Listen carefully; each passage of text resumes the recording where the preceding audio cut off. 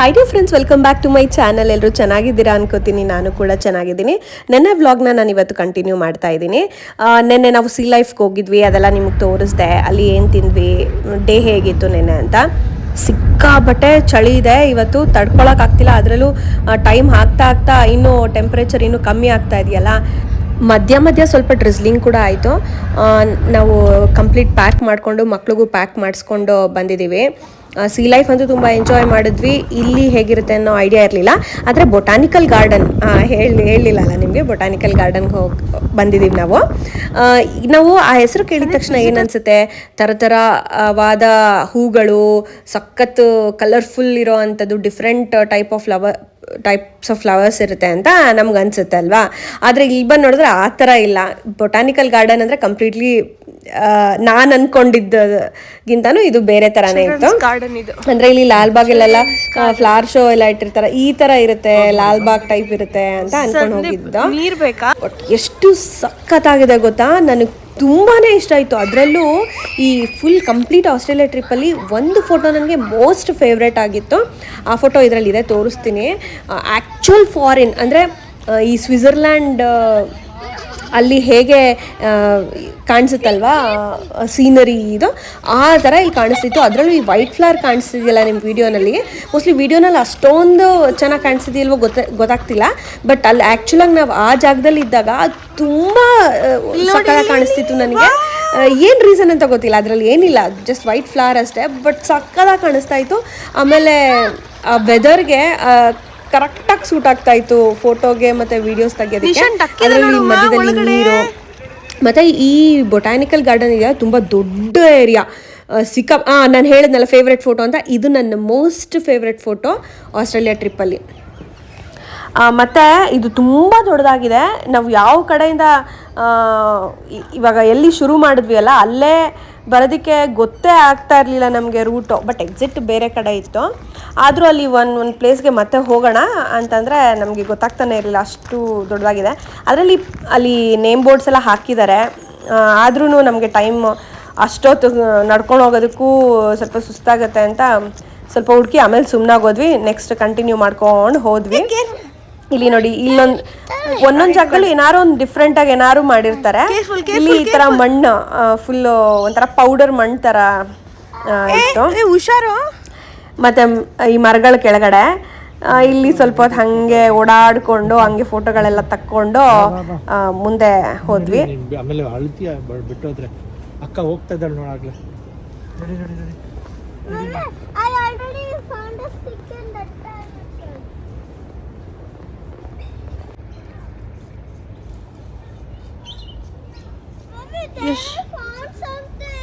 ಎಷ್ಟು ಬ್ಯೂಟಿಫುಲ್ ಇದೆ ನೋಡಮ್ಮ ಇಲ್ಲಿ. How beautiful it is. ಸಖತ್ತಾಗಿದೆ ಅಲ್ಲ, ಎಷ್ಟು ಚೆನ್ನಾಗಿದೆ. ವಾವ್.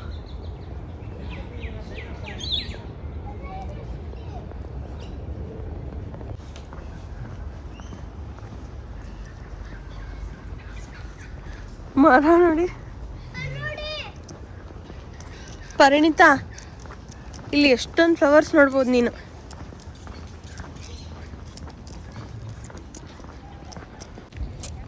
ಈ ವಿಡಿಯೋ ಮಾತ್ರ ಸ್ಕಿಪ್ ಮಾಡ್ದಂಗೆ ನೋಡಿ, ಸಖತ್ ಖುಷಿಯಾಗುತ್ತೆ.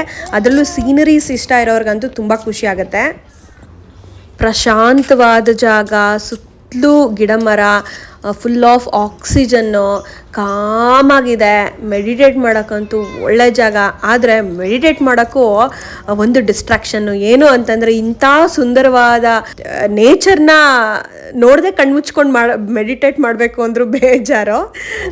ಅಷ್ಟು ತುಂಬ ಚೆನ್ನಾಗಿದೆ ನೋಡಿ. ಕಣ್ಣು ಮುಚ್ಚೋದಕ್ಕೆ ಒಂದು ಸೆಕೆಂಡ್ ಕಣ್ಣು ಮುಚ್ಚೋದಕ್ಕೂ ಮನಸ್ಸಾಗ್ತಾ ಇರಲಿಲ್ಲ. ಅಷ್ಟು ಸುಂದರವಾದ ಏನಂತಾರೆ ವ್ಯೂವು. ನಾವು ಪ್ಯಾಕೇಜ್ ಟ್ರಿಪ್ಪಲ್ಲಿ ಏನಕ್ಕೆ ಹೋಗಲ್ಲ ಅಂತಂದರೆ, ಅವರು ಟೈಮ್ ಫಿಕ್ಸ್ ಮಾಡಿರ್ತಾರೆ. ಅದ್ರ ಮೇಲೆ ನಾವು ಅಲ್ಲಿ ಉಳ್ಕೊಳಕ್ಕಾಗಲ್ಲ, ಹೊರಡ್ತಾ ಇರಬೇಕು, ಅರ್ಜೆಂಟಲ್ಲಿ ಇರ್ತೀವಿ. ಇನ್ನು ಕೆಲವು ಜಾಗಗಳು ನಮ್ಗೆ ಇಷ್ಟ ಇಲ್ಲದೆ ಹೋದರೂ ಏನು ಟೈಮ್ ಫಿಕ್ಸ್ ಮಾಡಿರ್ತಾರೆ ಇರಲೇಬೇಕು ಅಷ್ಟು. ನಾವು ಈ ಥರ ಸ್ವಂತವಾಗಿ ಹೋದರೆ, ಇವಾಗ ನೋಡಿ ನಮ್ಗೆ ಈ ಜಾಗ ತುಂಬ ಇಷ್ಟ ಆಯಿತು. ನನಗೆ ಇಷ್ಟ ಆಯಿತು ಅಂತ ನಾನು ರಿಪೀಟ್ ಮಾಡ್ತಾನೇ ಇದ್ದೀನಿ, ಆದರೆ ನನಗೆ ಸಮಾಧಾನ ಆಗ್ತಾನೇ ಇಲ್ಲ. ಇನ್ನೂ ವರ್ಡ್ ಇಷ್ಟ ಆಯಿತು ತುಂಬ ಚೆನ್ನಾಗಿದೆ ಅನ್ನೋದಕ್ಕಿಂತ ಇನ್ನೇನಾದ್ರು ಇದ್ದರೆ ಅದನ್ನು ಯೂಸ್ ಮಾಡ್ಬೋದಿತ್ತು ವರ್ಡು. ನೋಡಿ ಇಲ್ಲಿ ಚೆನ್ನಾಗಿರೋದ್ರಿಂದ ಇಲ್ಲಿ ನಾವು ತುಂಬ ಹೊತ್ತು ಟೈಮ್ ಸ್ಪೆಂಡ್ ಮಾಡಿದ್ವಿ. ಮ್ಯಾಕ್ಸಿಮಮ್ ಅಂದರೆ ನಾವು ಯಾವುದನ್ನು ಟೈಮ್ ಫಿಕ್ಸ್ ಮಾಡ್ಕೊಂಡಿರಲಿಲ್ಲ, ಈ ಟೈಮಲ್ಲಿ ಇದು ನೋಡ್ಕೊಂಡು ಬಂದುಬಿಡ್ಬೇಕು ಆ ಥರ ಇರಲಿಲ್ಲ.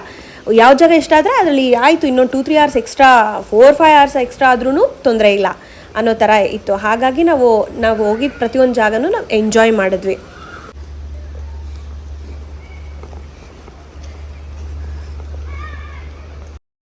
ನಾವು ಅಪರೂಪಕ್ಕೆ ನೋಡಿ ತುಂಬ ಖುಷಿ ಪಟ್ಟಿದ್ವಿ. ಅದೇ ಡೈಲಿ ಇಲ್ಲಿ ವಾಕಿಂಗ್ ಮಾಡೋ ಅಂಥ ಅವಕಾಶ ಇರೋವಂಥವ್ರು ಎಷ್ಟು ಪುಣ್ಯವಂತರು ಅಲ್ವಾ, ತುಂಬ ಅದೃಷ್ಟ ಮಾಡಿ ಹುಟ್ಟಿರ್ತಾರೆ ಆಸ್ಟ್ರೇಲಿಯಾದಲ್ಲಿ ಅಂತ ಅನಿಸ್ತಿತ್ತು. ನಮಗೇನಾದ್ರು ಈ ಥರ ಇದ್ದಿದ್ರೆ ಅಕ್ಕಪಕ್ಕದಲ್ಲಿ ಎವ್ರಿಡೇ ವಾಕ್ ಬರ್ತಿದ್ವಿ. ಈಗಲೂ ನಾವು ಹೋದಾಗಲೂ ಸುಮಾರು ಜನ ವಾಕ್ ಮಾಡ್ತಾಯಿದ್ರು ಅಲ್ಲಿ.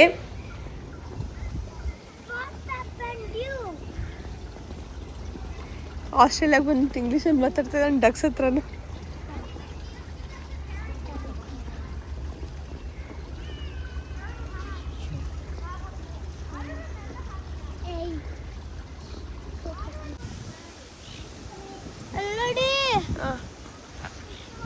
Oh, beautiful flowers.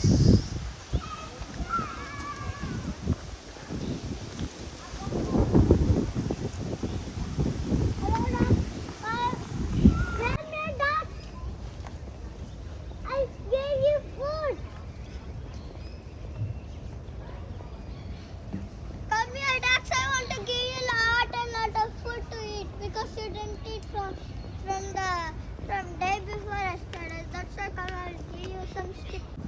Hey.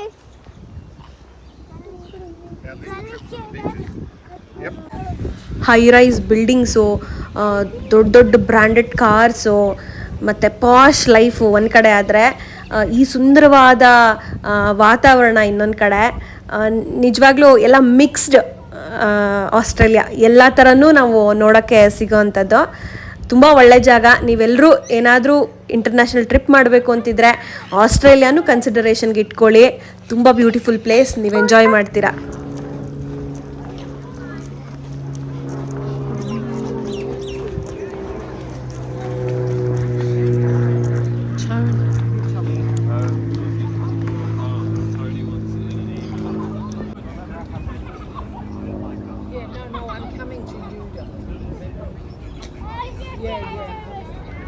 So now tell me, where is the music? Is it in your iPad games? Is it on your computer games? Is it in your iTunes?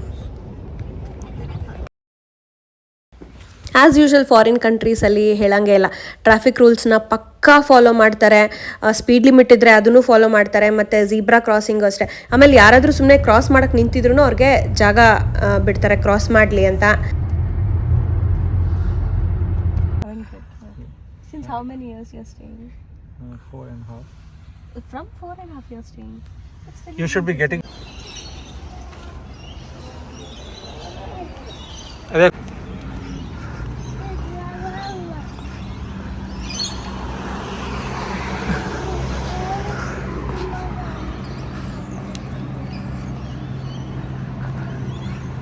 Botanical ಗಾರ್ಡನ್ನ ಎಲ್ಲ ನೋಡಿಕೊಂಡು ನಾವು ಹೊರಟ್ವಿ. ಕ್ಯಾಬಿಂದ ಲೈಟಾಗಿ drizzle ಆಗ್ತಿತ್ತು.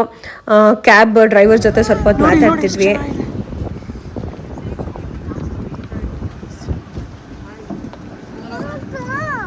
ಹಾಂ, ಅದನ್ನು ಕೊಡ್ಸೋಣ ಬಾ.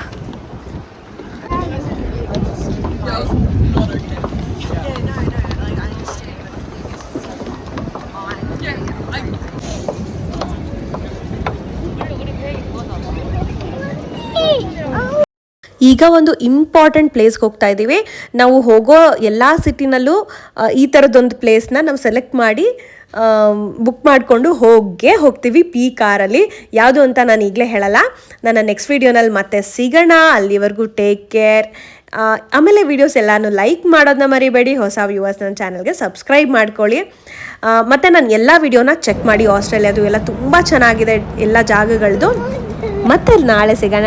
ಅಲ್ಲಿವರೆಗೂ ಟೇಕ್ ಕೇರ್. ಬಾಯ್ ಬಾಯ್.